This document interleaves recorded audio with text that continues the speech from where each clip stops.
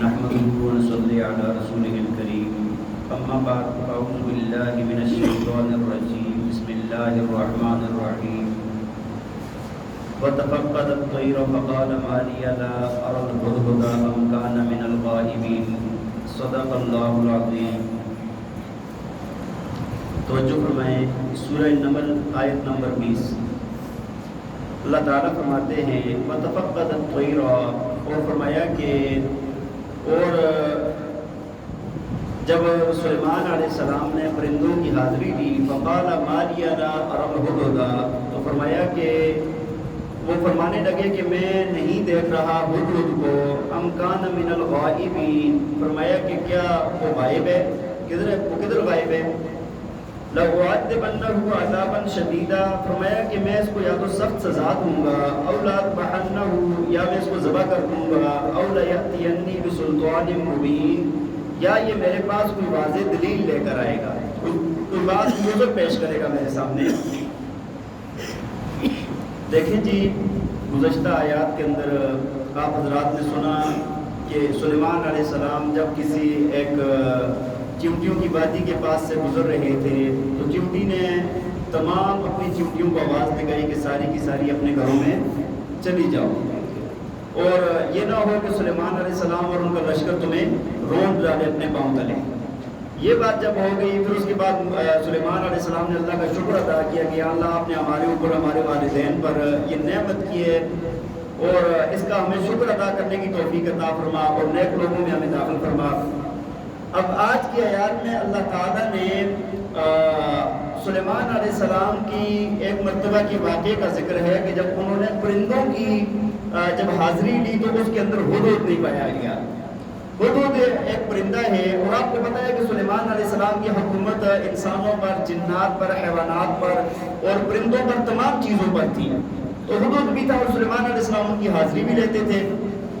اور یہ تفقدہ کا جو لفظ ہے نا، اس کا مطلب ہوتا ہے پوچھ گچھ کرنا، یا جس طرح میں نے کہا آپ کو کہ اس کا معنی میں نے کر دیا کہ حاضری لی، یہ سب پوچھ گچھ کرتے ہیں نا۔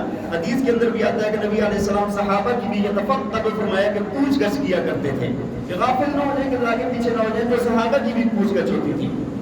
تو بہرحال جب حاضری لی گئی تو اس کے اندر ہدہد پرندہ نہیں تھا۔ ہدہد جو پرندہ ہے نا، اس کے متعلق لکھا گیا ہے کہ بڑا ماہر اور بہت ذہین ترین پرندہ ہے، لیکن ہے حرام۔ کیا ہے حرام، حلال پرندہ نہیں ہے۔ ابو داؤد شریف کی روایت کے اندر آتا ہے اس کا کہ یہ پرندہ حلال ہے، کھانا اس کا حلال نہیں ہے، کیونکہ عمومی طور پر یہ زمین کو رہتا ہے، اس سے کیڑے مکوڑے کھاتا ہے، گھاس پھوس یہ دوسری چیزیں نہیں کھاتا۔ جب گندگی کھاتا ہے تو اس کے گوشت سے بدبو ہوتی ہے، اور ویسے بھی کوئی خراب چیز ہو، بدبو والی چیز ہو تو شریعت کے اندر اس کا کھانا جائز ہے۔ پاک سالن پکا ہوا خراب ہو جائے تو خراب سالن کو کھانے کی اجازت نہیں ہوتی، تو اسی طرح اس کے کھانے سے تو منع کیا گیا، لیکن بہت ذہین پرندہ ہے۔ اور اس سے یہ کام لیا جاتا تھا کہ جہاں پر سلیمان علیہ السلام سفر کرتے تھے تو سفر کرتے ہوئے جب پانی کی تلاش کا وقت آتا تھا کہ بھئی اس جگہ پر زمین میں پانی کہاں سے نکالا جائے، تو اس پرندے کو اللہ تعالیٰ نے یہ عطا فرمائی ہے کہ یہ پانی کی نشاندہی کر دیتا ہے۔ پھر سلیمان علیہ السلام جنات کے ذریعے سے نکال لیتے تھے۔ اب کیا ہوا کہ جب ایک جگہ پر پانی کی ضرورت پڑی اور دیکھا تو ہدہد ہے ہی نہیں، تو سلیمان علیہ السلام نے یہ کہا کہ بھئی یا تو اس کو میں سزا دوں گا یا اس کو ذبح کروں گا، یا یہ ہے کہ کوئی عذر پیش کر دے۔ اچھا، اس میں اوپر ایک روایت بھی ہے نا، حضرت عبداللہ بن عباس رضی اللہ تعالیٰ عنہ سے کسی نے پوچھا کہ حضرت روایت کے اندر آتا ہے کہ ہدہد پرندے کو زمین کے نیچے پانی نظر آ جاتا ہے، اور جو اس کے لیے جال بچھایا جاتا ہے وہ نظر نہیں آتا، اس کے اندر تو پھنس جاتا ہے بڑے آرام سے۔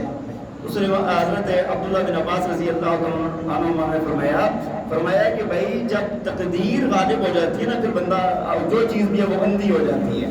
زمین کے نیچے پانی تو نظر آتا ہے لیکن اپنے لیے بچھا ہوا جال نہیں نظر آتا، یہ بھی اللہ کی طرف سے۔ تو فرمایا کہ فمکث غیر بعید، فرمایا کہ ٹائم زیادہ نہیں گزرا تھا، تھوڑی دیر گزری تھی۔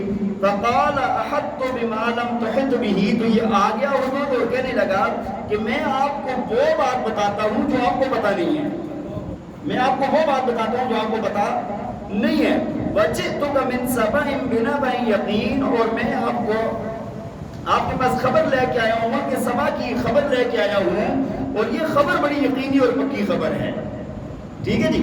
بھائی یہاں پر بھی پیچھے میں نے چیونٹی کا تذکرہ کیا تھا کہ چیونٹی نے بھی کیا کہا تھا کہ ان کو پتہ ہی نہیں چلے گا. اور یہاں پر حضور کیا کہہ رہے ہیں, میں آپ کے پاس ایسی خبر لے کر آیا ہوں کہ آپ کو پتا سلیمان علیہ السلام کو اللہ تعالیٰ نے پوری دنیا پر حکومت عطا فرمائی, لیکن تھوڑی تھوڑی جگہ کرتے کرتے کرتے لیکن ابھی تک یہ جو ملکہ سبا تھی, ہاں جی, یہاں کا سلیمان علیہ السلام کے علم میں بھی نہیں تھا کہ وہاں کوئی ملکہ ہے, وہاں کی کوئی بادشاہت ہے یا کوئی ایسی چیز ہے.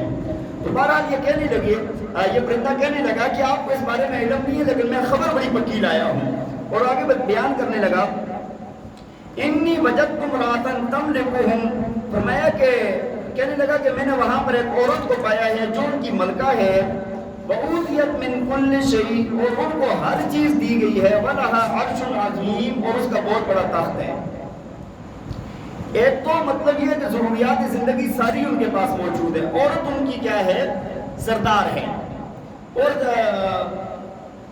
تفسیری روایات کے اندر ایک بات یہ بھی آتی ہے کہ حضرت یہ جو ملکہ سبا ہے نا, ان کے والد نے ایک جنی سے نکاح کیا تھا, جنی سے نکاح ہو گیا, وہ عورتوں کی شکل میں آ گئی. تفسیری روایت ہے, ٹھیک ہے جی, یہ بات پکی والی بات ہے, لیکن کتابوں کے اندر یہ بات موجود ہے کہ اس سے نکاح ہو گیا, وہ انسانی شکل میں تھی, اور اس کے بعد اس سے کیا پیدا ہوئی, ملکہ بلقیس جس کو کہا جاتا ہے وہ پیدا ہوئی ہے. تو آگے بہرحال یہ بات کی جاتی ہے لیکن اس بات کو زیادہ تحقیقی بات نہیں ہے, لیکن کتابوں کے اندر موجود ہے.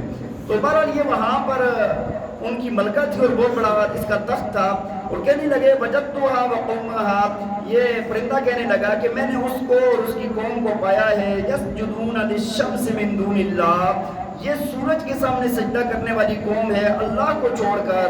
وَزَيَّنَ لَهُمُ الشَّيْطَانُ أَعْمَالَهُمْ, اور شیطان نے ان کے لیے ان کے اعمال کو مزین کر کے پیش کر دیا.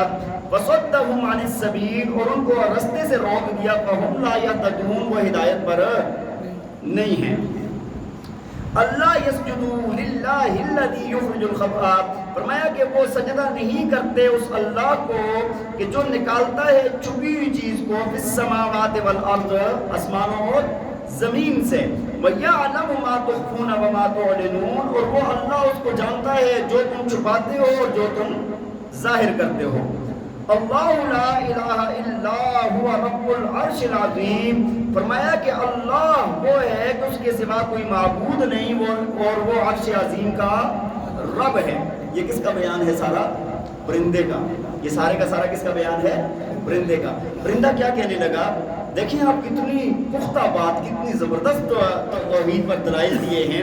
پہلی بات یہ کی کہ بھائی وہ سورج کو سجدہ کرتے ہیں اللہ کو چھوڑ کر, شیطان نے ان کے لیے ان کے اعمال کو مزین کر دیا اور وہ سیدھے راستے پر نہیں ہے. اور آگے کہتا ہے کہ اس اللہ کو سجدہ کرنا چھوڑ دیا ہے کہ جو چھپی ہوئی چیزوں کو نکالتا ہے زمینوں اور آسمانوں سے. آسمانوں سے چھپی ہوئی بارش اللہ نازل فرما دیتا ہے, زمین سے بہت ساری چیزیں اگ جاتی ہیں, زمین کے اندر معدنیات اور بہت ساری چیزیں اللہ نے رکھ دی ہیں, زمین سے بھی وہی نکالنے والا, آسمان سے بھی وہی برسانے والا.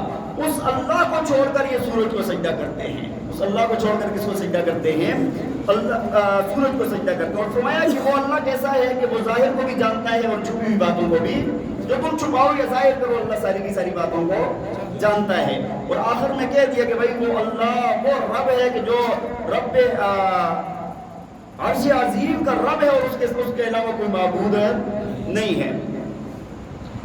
بھائی آپ کہیں گے کہ پرندے نے اتنی مضبوط تقریر کی توحید پر. دیکھیے قرآن پاک کی آیت ہے, فرمایا وَإِن مِّن شَيْءٍ إِلَّا يُسَبِّحُ بِحَمْدِهِ, فرمایا کہ کائنات کے اندر جتنی بھی چیزیں ہیں نا وہ ساری کی ساری اللہ کی تسبیح بیان کرتی ہیں. یہ سارے انسان اور جنات ہی اللہ کی نافرمانی کرتے ہیں, اور اس کے علاوہ کوئی مخلوق اللہ کی نافرمانی, بات سمجھ آئے, ساری کی ساری چیزیں اللہ کی تسبیح کرتی ہیں. یہاں تک کہ یہ جو آپ کو بے جان چیزیں نظر آ رہی ہیں نا, یہ بھی اللہ کی تسبیح کرتی ہیں. بے جان چیزیں بھی اللہ کی, حدیث شریف کے اندر آتا ہے, فرمایا کہ چلتا ہوا پانی اللہ کی تسبیح کرتا ہے. فرمایا کہ صاف کپڑے, سفید کپڑا اللہ کی تسبیح کرتا ہے. صاف کپڑے جب میلا ہو جاتا ہے اللہ کی تسبیح چھوڑ دیتا ہے. پانی جو جس کے اندر بدبو آ جائے تو سمجھ لو اس نے اللہ کی تسبیح. یہ روایات میں ہے. بعض روایتوں میں یہ بھی آتا ہے کہ ایک پہاڑ بھی تسبیح کرتا ہے, ادھر والے پہاڑ بھی سنتے ہیں, اس طرح کی ایک روایت بھی آتی ہے. تو بہت ساری کوئی ایسی چیز نہیں ہے کہ جو اللہ کا ذکر, اللہ کی یاد نہ کرتی ہوں. جو چیز اللہ کی یاد چھوڑ دیتی ہے اس پر موت واقع ہو جاتی ہے. اس پر کیا واقع ہو جاتی ہے؟ موت واقع ہو جاتی ہے. بہرحال یہ ساری تقریر اس نے کی اور اب سلیمان علیہ السلام فرمانے لگے قال سننظر وصدقت ام كنت من الكاذبین. کہا کہ اچھا ہم دیکھتے ہیں کہ کیا تو سچ بولتا ہے یا جھوٹ بولتا ہے. ہم تیری اس بات کی تحقیق کرتے ہیں, دیکھتے ہیں ہم. اذهب بکتابی ھذا فالقه الیہم. فرمایا کہ اس کتاب یہ میرا خط ہے, اس کو لے جاؤ اور اس کی طرف ڈال دو. ثم تول عنہم, پھر ان سے پھر کے یعنی تھوڑا دور ہو کر بیٹھ جاؤ. فانظر ماذا یرجعون, دیکھو کہ وہ کیا جواب دیتے ہیں, دیکھو کہ وہ واپس کیا وہ بات لٹا کر آتے ہیں. اچھا بھائی ایک آیت سجدہ گزری ابھی, ٹھیک ہے, تو سب حضرات کے اوپر سجدہ تلاوت واجب ہو گیا جنہوں نے سن لیا. تو فرمایا کہ جب یہ پرندہ گیا نا, روایات میں آتا ہے فرمایا کہ دروازے بند تھے, ملکہ اس وقت آرام کر رہی تھی, ایک روشن دان کھلا تھا, اس سے گیا اور جا کے اس کے سینے کے پاس رکھ دیا اس نے. جیسے وہ بیدار ہوئی اس نے دیکھا وہ خط دیکھا.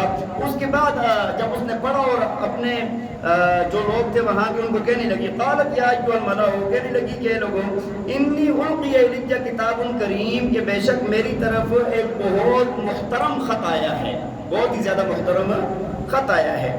اپنے سرداروں کو کہنے لگی انہ من سلیمان, اس میں لکھا یہ ہے کہ یہ سلیمان کی طرف سے ہے. وانہ بسم اللہ الرحمن الرحیم, اور فرمایا کہ اس کی شروع میں کیا بھی لکھا ہوا ہے, بسم اللہ الرحمن الرحیم. اور لکھا آگے عبارت کیا ہے, اللہ تعالی علیہ واتونی مسلمین, لکھا ہوا ہے کہ آپ ہمارے مقابلے میں نہ آئیں اور بلکہ فرمانبردار بن کر ہماری ماتحتی میں آ جائیں. ہمارے مقابلے کی کوشش ہے. سلیمان علیہ السلام نے ساتھ یہ بات بھی لکھی. اب یہ بات جب ملکہ نے اپنے قبیلے والوں سے اپنی رعایا جو ہے اس کے ساتھ یا وہاں کے جو وزیر مشیر تھے ان سے جب یہ بات بیان کی, انہوں نے آگے سے جو جواب دیا انشاءاللہ وہ آئندہ درس میں بیان کیا جائے گا. اللہ تعالی ہمیں عمل کرنے کی توفیق عطا فرمائے. باخر دعوانا